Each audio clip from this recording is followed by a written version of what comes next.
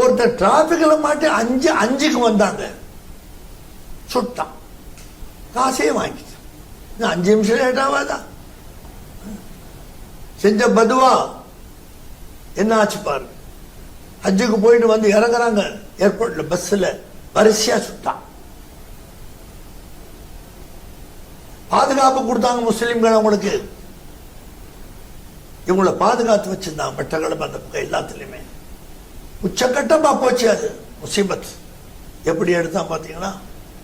Address எல்லாம் ஆக்கிட்டான். யார்கிட்ட நீ மோதுற?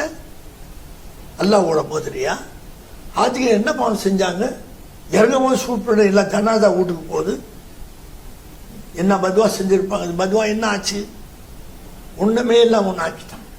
ஆனா முஸ்லிம்களே, நீங்க எப்படி பயந்து வாழ்ந்தீங்க? ஜக்காத்து கொடுக்காம இருந்தீங்க.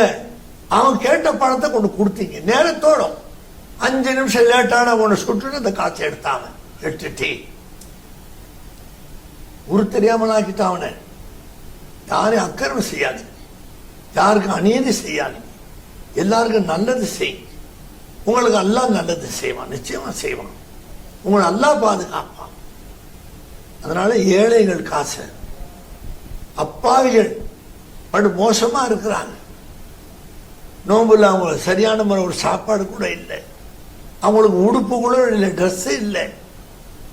அவங்க பிள்ளையெல்லாம் கிழிஞ்ச பாவாடை, சின்ன சின்ன பிள்ளைங்க கிழிஞ்ச சட்டையை போட்டுட்டு இருக்கிறாங்க.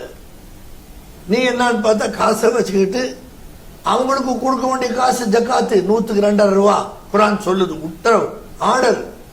அதை கொடுக்காம நீ அமுக்கி சாப்பிட்டு கடைசியில் நீ பிச்சைக்காரனா போயிட்டு